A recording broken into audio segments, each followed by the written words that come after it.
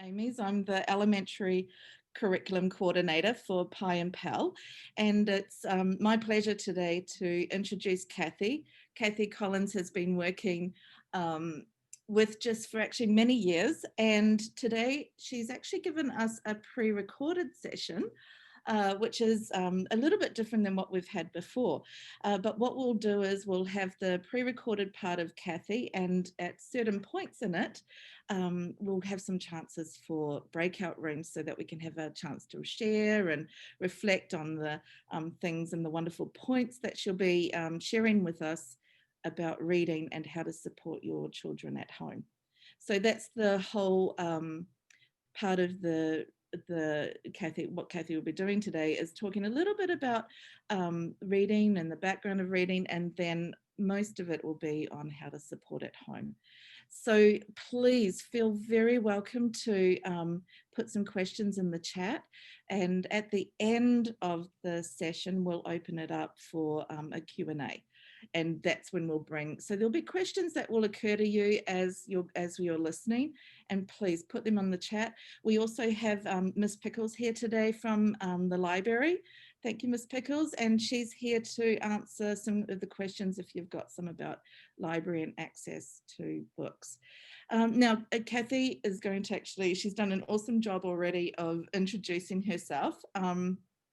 But I do want to say that we've worked with her for quite a while, and she has worked with parents also in the past.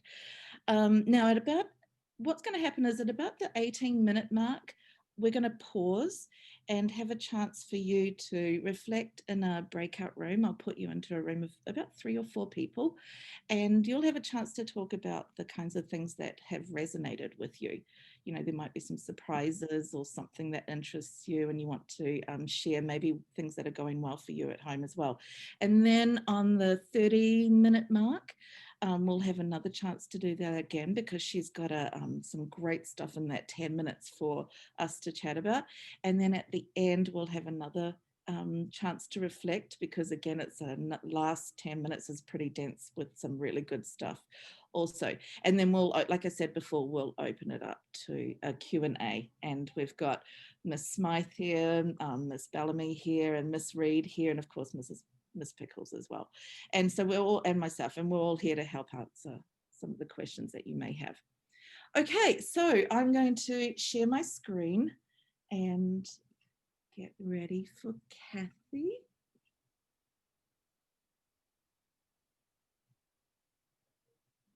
Collins, and I'm so excited to share with you a presentation entitled Raising Children Who Love to Read and Why It's Important. And in this short presentation, I hope to give you some really practical ideas for things you can do at home to support your children and attract them towards books and towards reading. And so just to start, a quick introduction of myself. I have been on your campuses a few times. I've worked with just teachers and children, and I've really always enjoyed my time there. I'm the author of 2 books and the co-author of a couple books, and I've got one on the way. I am Zooming to you from the Northeast United States, where our seasons have changed abruptly. We're heading towards winter and we're getting colder. And I don't know if you could see out my back window, but the leaves were peak beautiful a couple weeks ago, but they're starting to be peak beautiful on the ground as they've fallen off of trees. But in any case, I'm so excited to be talking to you. And I just want to mention that I'm so locked into my time zone, you'll probably see it start to turn dark over the course of this session. And one more quick thing, I'm in my home, it's a live home. There's people, dogs, lots of action. So you might hear some incidental noise in the background, but I'm sure that's sort of familiar with remote schooling. You're probably, in remote meetings, you're probably used to that. So anyway, moving right along, I am the parent of 2 kids, 2 boys who are now 16 and 18, a senior in high school and a sophomore in high school. And they're in pictures on the slide, as you can see, and I use this GIF in the middle to represent myself as a parent.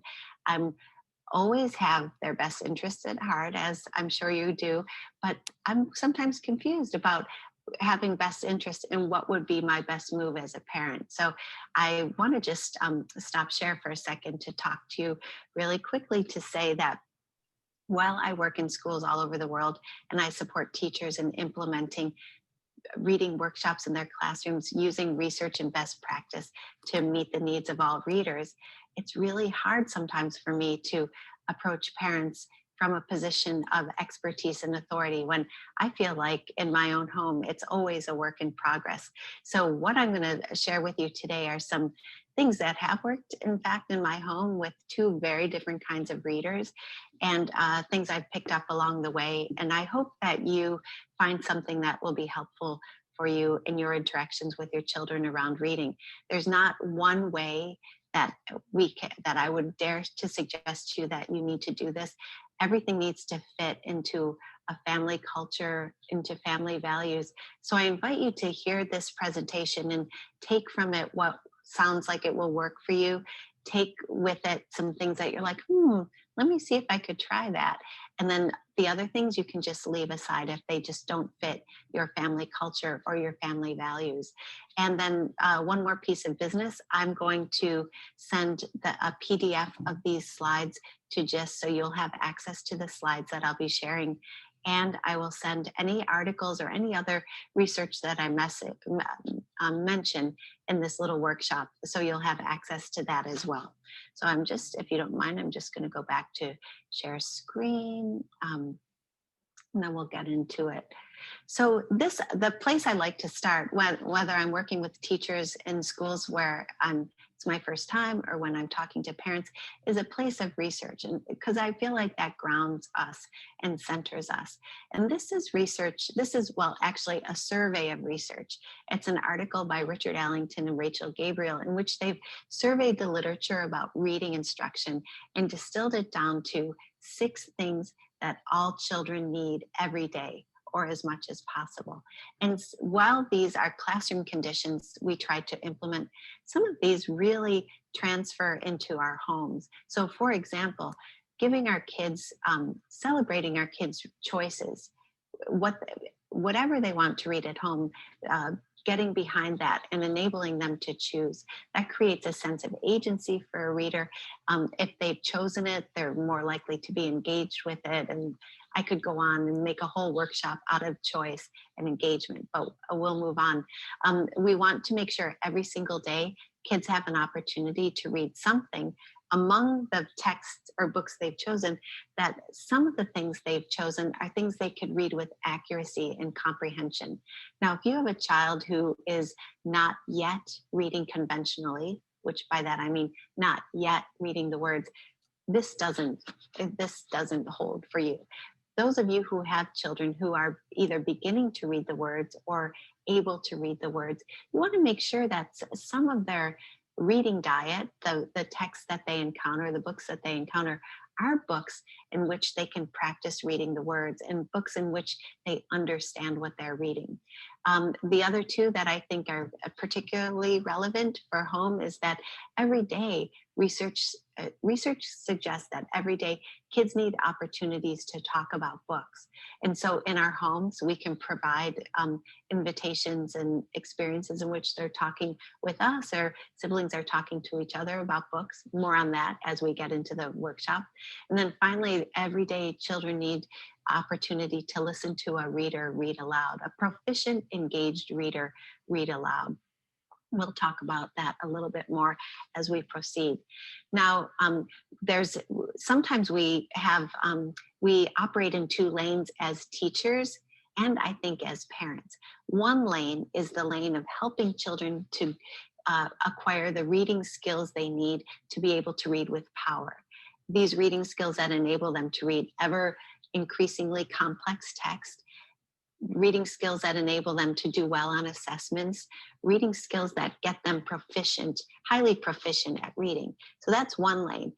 Another lane we want to operate in is the lane where kids are falling in love with books. They have favorite authors. They love to read. If given an hour, if they had some options that they might be likely to choose reading, we also want to operate in that lane. And when our teaching and parenting is at its best, kids can toggle between those two lanes. They're acquiring skills and strategies while also being able to read things they want to read and fall in love with two things, really: the act of reading and to fall in love with books. And that's what I'll try to share with you today, some ideas around that.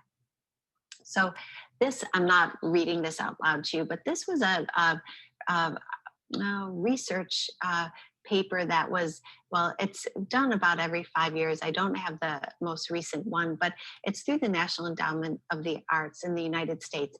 So I want to acknowledge first that there's some cultural assumptions in here. This research was done in the United States, so take that for whatever that means to you.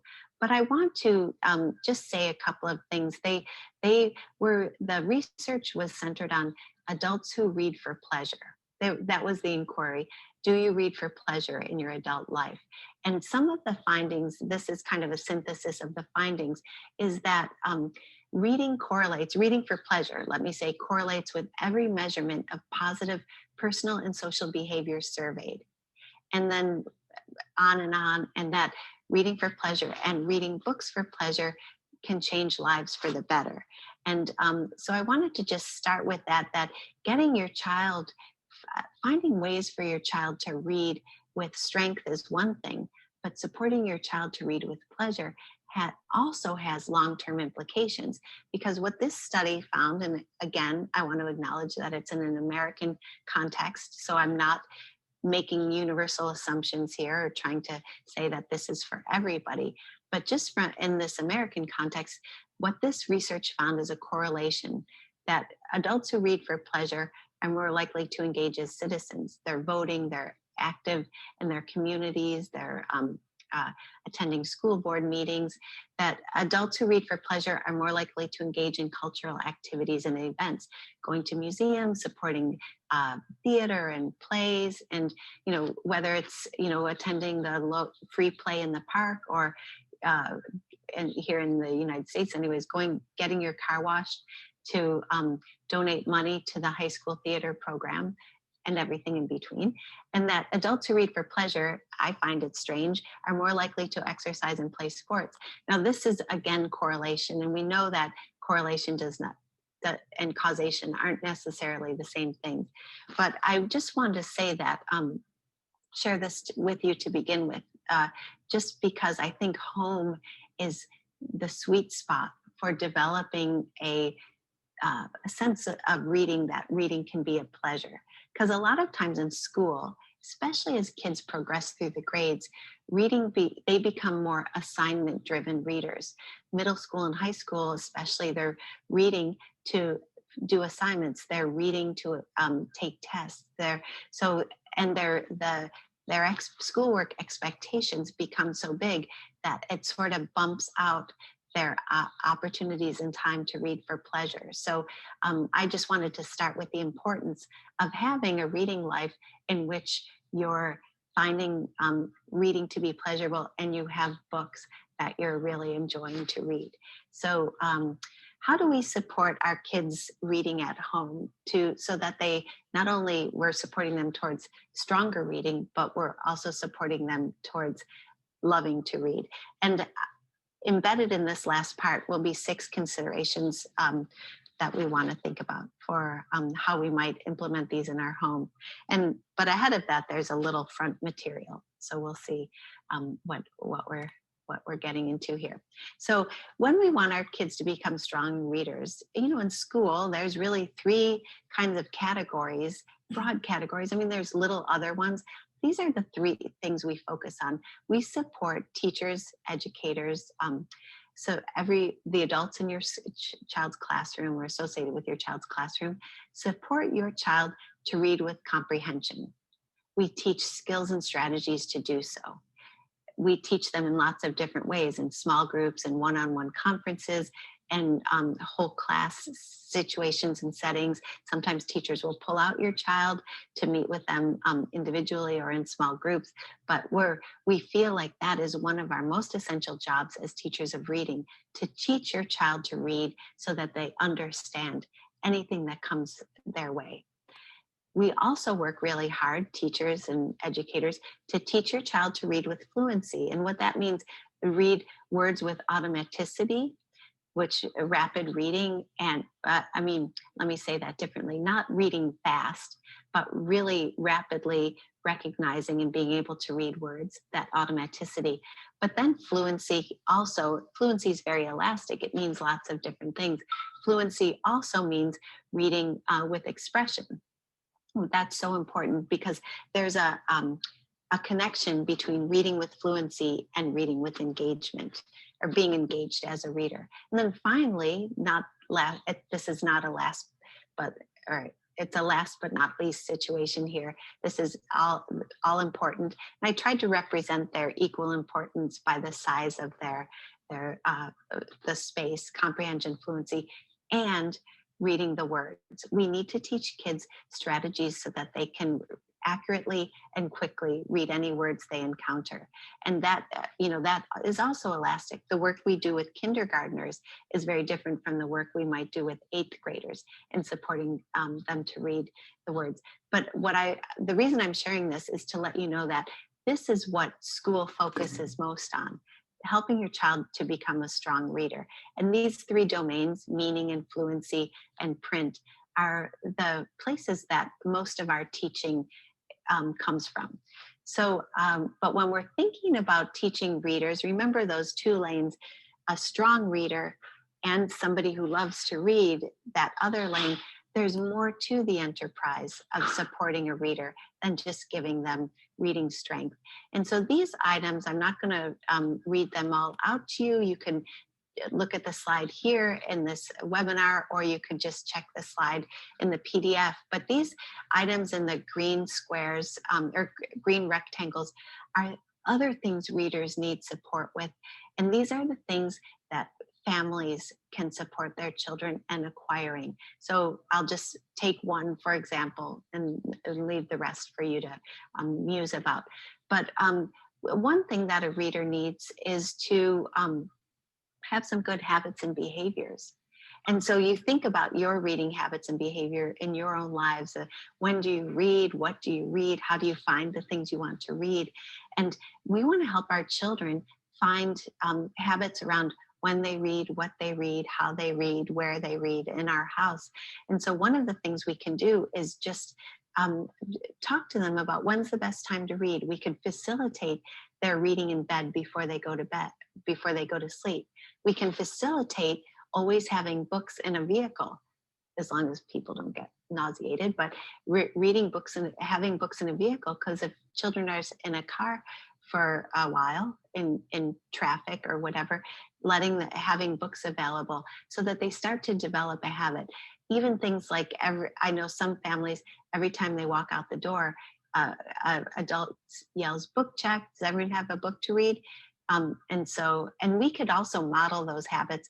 For example, if we're going someplace and we can, a doctor's appointment, say, and we can anticipate that we might have to wait in a waiting room, we can make public to our child, "Oh, you know what? Wait a second, hold on. I want to just go grab my magazine so I have something to read."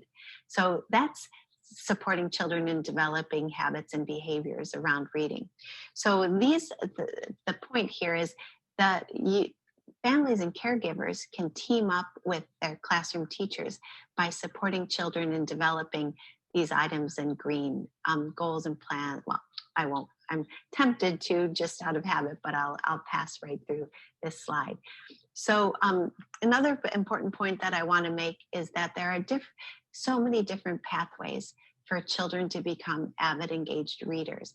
And some children, it's right from the get-go. As soon as you start reading books aloud to them when they're infants and toddlers, they're kids who find those books when they're crawling around. They might pull a book that they see in a basket, or it's your 3-year-old who, when grabs a book and a blanket and snuggles on the couch. There's some children who come to it very quickly and easily, but other children, it doesn't come as quickly and easily. And I just want to let you know that that's okay. We meet children where they are. And for some children, they haven't yet figured out their sweet spot with reading in terms of what they want to read, how they want to read. So for those children who haven't yet come to it, themselves. We want to provide lots of opportunities and experiences so that they can find the way it works for them.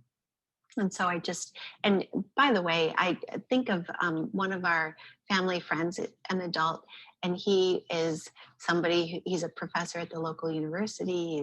He was in private boarding schools and Ivy League graduate school, undergraduate school, doctoral programs, like a very accomplished in academics and successful in his field. And we were talking about our reading lives growing up. This was a couple of years ago. And he said he never read a book. He said it wasn't until he was an adult where he discovered that he really loved to read. He said all through school, he was just reading to do assignments, as I mentioned earlier. He was an assignment-driven reader, not a self-driven reader. And so some people come to it late, and that's okay. But if we can set up conditions in our home where it's pleasurable and where they've got choice, we're more likely to help our children in their early years see reading as a pleasurable activity. Okay, so this is when we're going to have a chance for us to go out into breakout rooms. Sorry, and while I'm doing that, I'm going to give you some thinking time about, think about something that might resonate with you of the points that Kathy shared, something that might have surprised you, something that you might be doing really well and you want to share how you're doing that really well with the people in the breakout rooms. So let me get that here, and I'll put something in the breakout room. I'll put a question out there if that will help as well. And you should be able to go now. Okay, so I'll start off where we stopped before.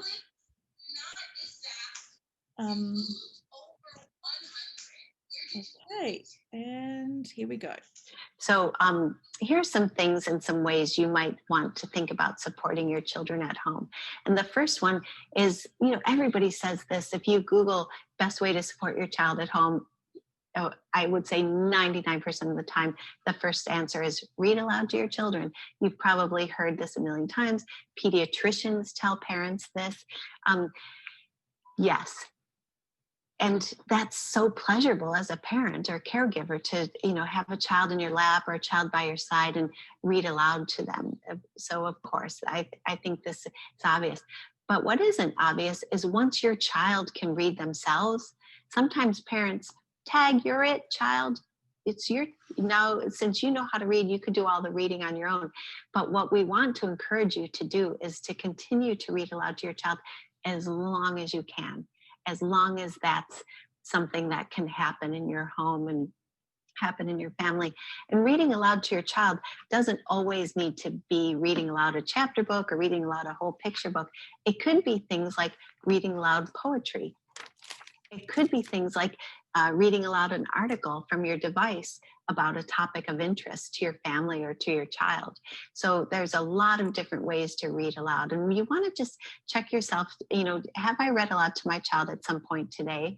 And making sure there's a variety of kinds and maintaining a warm, kind of caregiver parental tone versus I'm giving you a quick comprehension test.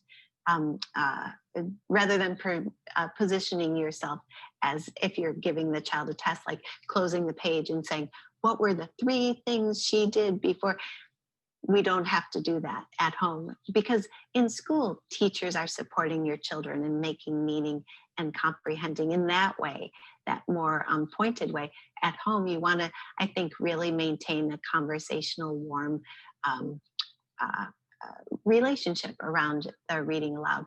And sometimes when I'm presenting to international schools, a parent will come up to me afterward and talk about whether they should be reading in English.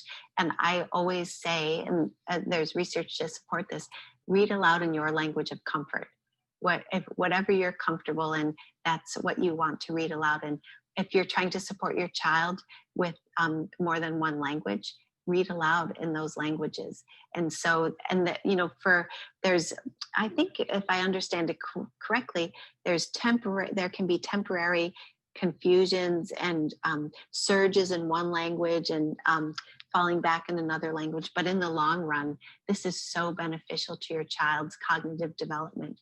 So whatever is your language of comfort, and if you can find books in that language, please, that's such a great thing to read aloud to your child. So read in front of your children, which is a little bit different. So get caught in the act of reading. So, and when you do this, you're modeling a reading life. And we know that kids are always looking at us to see what we're doing, imitate it and mimic it, and to see what we value, which often becomes what they value. So get caught reading. So, and then talk about your reading. If you're on a device, you know, just let your child know you're not playing some a video game necessarily, but your child asks, Belajar. I'm just in the middle of this article. So they know that you're using your device for reading. So talk about your reading, tell that little things like, oh my goodness, I'm almost at the end of my book. And I'm so, you know, that feeling, I'm so excited to see what happens, but I'm also a little sad that it's ending because I love this book so much. So just these little ways we leak out our characteristics of our reading life can be really important to our children. And if you say something like that, oh, I'm so torn, I really want to see what happens at the end, but I'm really sad this book is ending. Have you ever read anything like that you had that mixed feeling about? So that idea of I'll share mine and I'll inquire about yours is a really nice dynamic to start to develop with your child. Share experiences reading. You could talk about how, you know, when you were little, what did you love to read? Where did you love to read? What makes, the things that you love around reading. With my own kids, every time we go someplace different, I always want to go to a bookstore, the independent bookstore, every time we're in an airport. Oh, I'm mourning the times we were in an airport because I do miss airports, which I know is strange. Anyway, back to reading. My kids just know that I'm always there. They'll even say things like, "Oh, I see a bookstore ahead," because they, so that's my habit, and they might find it a little annoying sometimes, but it just models, a reader's life to them. And then just how, if a lot of our reading happens on our devices, we want to model how we read on our devices, and even just saying things about how you might clear away ads or how you might enlarge the font and just different things you do to help yourself read on a device. It's really important to teach your children those strategies as well. Let's see, number 3, be your child's reading buddy. So join your child in pursuit of books and in pursuit of reading time. So go to the library. And I know, school, last I talked to folks from GIST, I know you were all remote, and that can change by the time you watch this. But I know international school libraries, and I know your librarians too, are amazing resources. So if the school library is open, meet your child there after school, or go there early, or I don't know how it could work for you, but just have your child feel like you've got a connection to the school library. And if you're remote, I'm certain you could reach out to your librarians and just inquire about kinds of books or any series that they would recommend, any titles that they would recommend. Talk about books and characters in the act of reading. I kind of alluded to that in the previous slide, but show your enthusiasm. And, if the teacher's reading aloud a book to the class, a chapter book, you can almost get secondhand knowledge about that by just every day saying to your child, so tell me what happened in that book, and just be interested and inquisitive about it. And be fans of authors, genres, topics. When you're a fan of a sports team, or when you're loyal to, say, a college or something, that filters down to your children, often the teams that we have such strong allegiance to are the teams our parents had such strong allegiance to. So if you talk about authors you love, even whether or not they're children's book and YA authors, that doesn't even matter. But if you just say, oh my, like things like, my goodness, I'm so excited, my favorite author has a new book coming out, that putting that kind of energy in the air will kind of ideally land in your children. And you could even say, are there any authors that you really love, or what's your favorite genre? I once was reading science fiction, and not my typical genre, but it was a book club book, and I was just saying out loud into the air that this is not really trying to get into it, and it's kind of hard, and just asking, are there any genre that you really love and genre that you're kind of resistant to? So having those conversations with kids. And by the way, we don't always want to show our best side as readers. It's also important to share times we struggle, times a book is drudgery, like, oh my gosh, I still have 6 chapters left, I just can't wait to finish this book. Those kinds of things are also really important to share, because if we always share the best case, and if we only share top tier reading experiences, that might feel unreachable to your child and unrelatable. So we want to always try to relate. So then let's see. Oh, sorry, I should have changed that to 4. But we want to let our children choose. And that was in the early slide, the Allington Gabriel slide. But we want to. I think this can be really tricky, but we want to support their book choices, even if their choices aren't something we would choose or choose for them. Sometimes kids will get mired in a genre, and I remember when I don't know, I think my son was in 4th or 5th grade. He was so much of a graphic novels reader, and particular kinds of graphic novels. And I was really trying to nudge and push him towards more traditional chapter books, just because I knew that was something he needed to read, or he would be reading in his classroom. So I wanted to, I was nudging and / pushing him towards those. And at one point he said to me something like, Mom, it's not even fun to read because you're like wrecking it. And I was like, oh my goodness, I'm so sorry. So I had to suppress my desires for his reading life, because I think the more they can choose and have agency, there's more of a long-term benefit towards that. Inquire without judgment. So if it's a book, there's so many books, I call them the burp and fart books, where just a lot of things like that are going on, and you may think, this again, but I think they can read your face or your attitude and like that. So I think what we want to do is just inquire and say, you've been reading a lot of those books, what is it about them that you like? And just be genuinely curious versus like side eye, what, that again, and saying those kinds of things. And then not just giving your kids choice, but not even just about what books they're reading, but supporting their choices about when they read, where they read, and how they read. I think that's really important, to have them feel comfortable in their own skin in your home as readers. So let's see here. Okay, and we're going to pause there, because those were 4 really also wonderful points that we can think about. Maybe there's something that surprises you again, or that you'd like to share that you're doing really well. But before we go into the breakout rooms, Miss Pickles, would you please chat about the kinds of different books with different that are in different languages? And I think we also had a question about if parents could take out books themselves from the library. Yeah, I think Jackie Cowlett, the librarian at PAL, just addressed that actually. Actually, at the moment we are checking 5 books out per child. So for most, that is enough at the moment. Yet, in terms of languages, yeah, both at PI and PAL, we have a lot of books in world languages. So just to name a few off the top of my head, we have a large Korean collection that was donated to us actually from parents who were leaving. That's why it's so large. We also have large Japanese, Bahasa, and then European languages. We have French, German, Italian, Spanish, a few Portuguese. So again, a lot of these are actually donated to us. So that's why you're thinking, why do you have Czech books and you don't have Romanian books? So it's not so much. So you, to be honest, as the librarian, I focus a lot on obviously the largest student body. So as we have a large Korean student body, obviously I want to cater to them. So I've developed that. As we've got more Spanish speaking students at PI as well, we've also developed to make sure we have more Spanish books. But as I said, we're very lucky in that we get a lot of donations as well.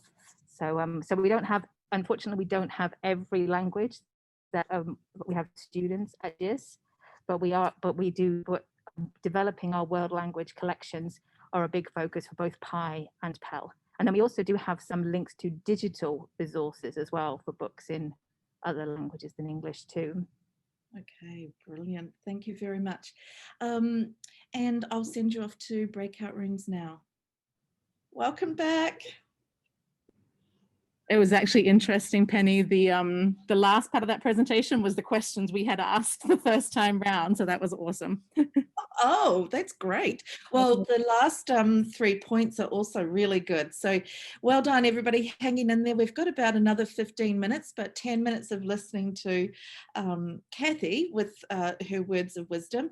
And then we'll have another quick breakout room and open up to questions. If you have questions, I'd really encourage you to put them in the chat now so that we can answer them and at the end. Okay. I'll share my screen again, and there's Sure. Kathy. And then this is a practical one. We just need to make time and just build in like, oh, every day, oh, when did you read today? It's almost like I think about flossing my teeth, and this little story, which opened up a whole new world to me. I was, I floss, especially right before I go to the dentist, and I'm a binge flosser. And so I was at the dentist, and I always know they can tell. They probably know who flossed just 3 days until the appointment. So I was saying to my hygienist, I'm an aspirational flosser, but I'm so tired at bedtime, and the idea of it, and I just brush my teeth and go to bed. And she said to me, why don't you floss in the morning? And I was like, you can do that? It never even occurred to me that I could floss my teeth in the morning. I share that story. I know it's too much information, but I share that story to just help us shake out the time, reading before bed. If everybody thinks that's the best time to read, well, people fall asleep, people go to bed too late. People don't always have a book handy that they want to read before bed. So suggesting to your children, what are some different times of the day that we could sneak in some reading while maintaining some consistency, because that can help a child to develop a habit. And then BYOB, bring your own book. Never leave home without it, as they say. Just be in the habit of having your child have a book with them or some text with them. It could be a magazine, it could be a, Minecraft how-to manual, whatever it is.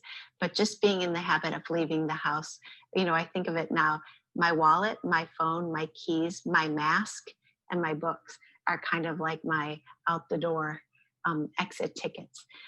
Have conversations about books, but not even just about books, about anything. And really, if you're watching a show with your children or a movie, have a conversation about it, and just about the characters, because all of those things, conversations you can have about something on Netflix, that is a kind of text. It's a visual text. It's a movie or a show as text. You can have character conversations. You can have meaning-making conversations. You could have reaction, response conversations. All the same conversations you could have with a book. You could have with something on TV or on something you're watching on your device. Have a variety of language experiences, serious talks, silly talks, wordplay, riddles, jokes, just to expand the possibilities of conversation in your home. And then when your children talk to you about anything, I think it's really important to get them used to as they're talking, to get them used to a listener asking them to clarify or explain or elaborate. So when your child says something, you follow up with, well, what did you mean by that? Or can you show me, where'd you get that idea? And I think the next slide, it's probably the next slide after, has some some of those questions we can ask. So finally, making meaning across the day is so important. And it's important in books. It's not enough to read the words. It's the enterprise of reading is about making meaning. So we want to support our children in making meaning, understanding what's going on across the day. So again, strive to understand anything in the presence of your child. If you're listening to a song, talk about, I wonder what that song means, or I wonder who the singer's talking to.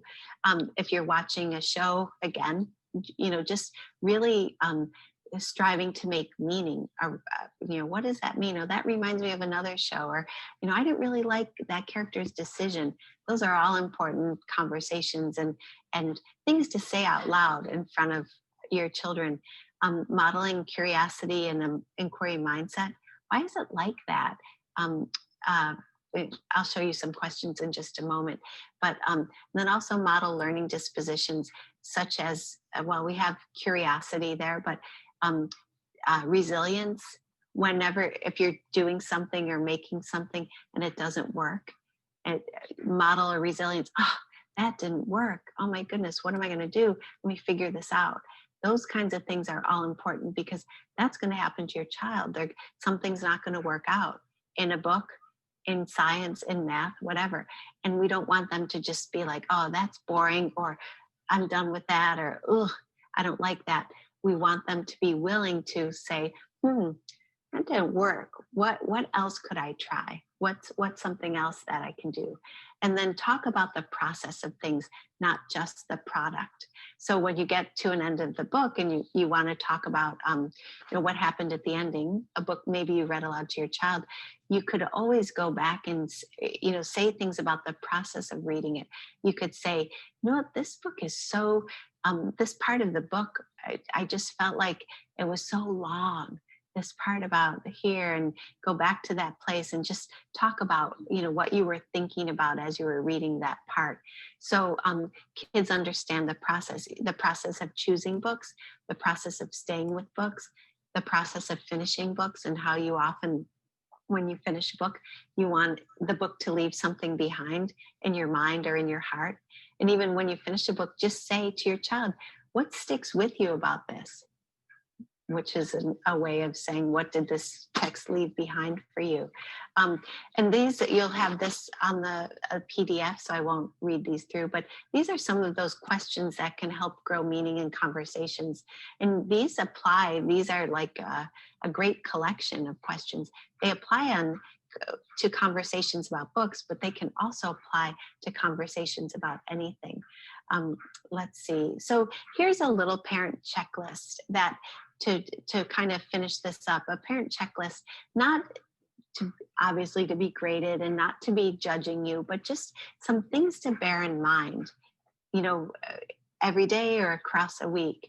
Are you encouraging positive reading identities in your child so that they see themselves as readers, they see themselves as having agency and independence in what they're choosing? Are you modeling habits and behaviors in front of your child? Are you supporting your child's goals and plans? If they're all of a sudden obsessed with penguins and they're, oh my gosh, I love penguins. One of the things you could do is we should go get some books about penguins. We should learn more about penguins.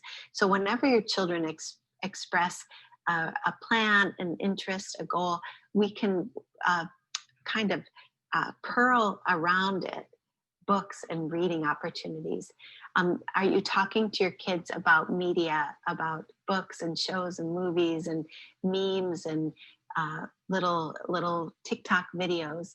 Whatever they're watching, we want to be inquiring about. Do we inquire about their tastes and preferences? After we read 3 books about sharks, because our child is shark obsessed, we might say, which of the books did you like the best? What was it about it? Or when your child loves Piggy and Elephant or Mo Willems, which of the Mo Willems books is your favorite and why? Those kinds of things are really important to help your children start to develop a sense of taste and preference. And then finally, just reading aloud a variety of things to a child, including recipes, emails from grandma, fortune cookie messages, anything, environmental print, just reading aloud as much as you can to your child. So I think I'll finish up with this slide. This is from an article for teachers, Reclaiming the Pleasure in the Teaching of Reading, by Sharon Murphy, who's a Canadian professor and literacy educator. And I just pulled this quote from this article. And she says, when pleasure and reading are companions, we know very well that children become engaged readers and are likely to continue to read throughout their lives. And so with that, I will conclude our workshop, and I will send some materials to school. And if anybody has any questions, feedback, comments, you can reach me at katecollins15@mac.com. So thank you very much. Welcome back, everybody. Welcome back. I'm sorry that was just a short, brief breakout room, but I'm really aware of the time. And I know that you're probably, busy people, of course, and off on your days. So I think I've been looking at the chat, and I think most of the questions have been answered. The questions that have been asked so far are mostly more, it would be really wise to go and chat with your teacher, particularly about what kind of strategies, because that is often dependent also on the grade level, and what the grade level focuses on more. But really, from my answer would be to really keep encouraging that love of reading, that joy in books, and that you showing that and modeling that as well, for all those things that Kathy was talking about, particularly at the beginning of the session. So we could open it up for a couple of minutes. If there are any questions, you can unmute yourself, and we'll do our best to answer. Can I just share, Penny? We were that breakout room, right? Well, I think we've been cut off every time, but we were just a question had been asked about, as your kids get older and they don't want you to read to them or with them anymore, right? They want that independence, and maybe they get embarrassed or whatever it might be, but they want to read on their own. And so we were just starting to talk about, I was saying how I know what is recommended is that you read what your child is reading, but you don't have to read it together. A little bit more like what you do in a book club, right? So you find out what they're reading, you read it as well, which sometimes is tricky because you might not be interested in reading what they're reading, or, that kind of thing, but you do. And then you talk to them about it rather than like quizzing and questioning them about what, asking actual questions. Have a conversation around like, oh, what did you think when that happened in the story? And I really liked how the character, did this, or how that changed them. And actually more like a book club kind of discussion rather than quizzing and questioning them. I don't know, Sarah and Jackie, would you have anything to add with that? We had a similar conversation. It's about keeping the conversation natural. Like, we don't want the kids to feel like they have to pass a reading test. Like, We've had exactly the same conversation as well in our group, saying don't make it work. This is reading for pleasure. They analyze texts, they decode at school. That's part of the teaching. But as we're really focusing on reading for pleasure, it's got to be a natural conversation. Yeah. One of the things that I'd like to bring up, I typed it out in the chat as well, that previously, like from GIS, we used to have 20 to 30 minutes of time, assigned reading time for the children. And I know we have a no homework policy, but it used to help my hesitant. One of my kids was an avid reader, one wasn't, so it always helped him. So I don't know what the call is on that, but that's a request I've asked his teacher also. It definitely does help. It's like, yes, it's from your school and you have to do this, so eventually they do get into reading, but that helps. Okay, that would be Asma, that would be a wonderful question to ask your child's teacher. If that's something that will really support your child, I'll definitely send a quick email. Is there any way that you can help me out with this? Yeah, I have. It's an ongoing conversation, but I'm not too sure about it. So yes, I'm going to talk to her. Thank you for that.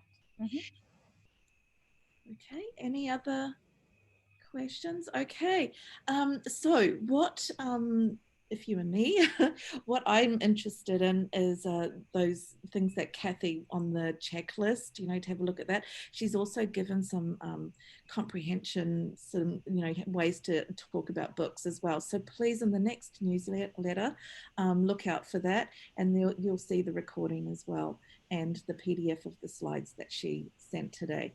I know that book drop-offs and drive-bys and that are happening. So if there's anything that Miss Jackie and Miss Sarah would like to add to that, we'll sign off for today. No, just as Jackie put the links in the chat too about our library websites, we have loads of recommendations and we update those with presentations of books for suggestions for your kids as well. So do have a look at those websites as well. And of course, you know, email us if you have any questions too. Brilliant. Thank you very much, everybody. And I'll thank you to Kathy as well with her knowledge and expertise.